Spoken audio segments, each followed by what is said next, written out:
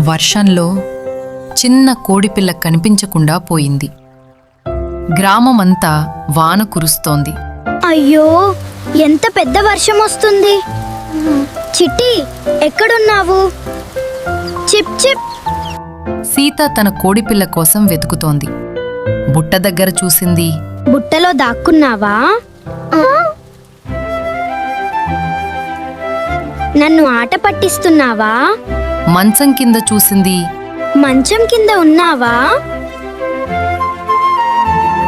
భయపడకు, నేనున్నాను. మామిడి చెట్టు దగ్గర చూసింది. బాబూ, బాబూ, ఎక్కడున్నావు? బాబూ, బాబూ. కాని ఎక్కడా కనిపించలేదు. నిజంగానే కనిపించడం లేదు. నా బెస్ట్ ఫ్రెండ్ ఎక్కడికి వెళ్ళిందో ఏమో. సీత భయపడింది. అప్పుడే తన చిన్న చెప్పు మెల్లగా కదులుతున్నట్టు గమనించింది. అరే, చెప్పు ఎందుకు కదులుతోంది?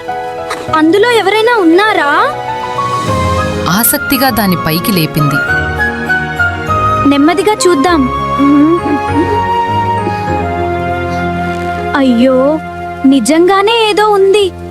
అయ్యో, అందులో ఆ చిన్న కోడిపిల్ల వెచ్చగా సురక్షితంగా నిద్రిస్తోంది. అయ్యయ్యో, ఇక్కడ నిద్రపోతున్నావా?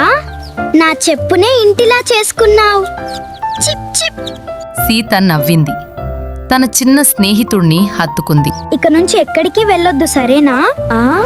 నువ్వు నా చిన్న best friend. Chip chip chip.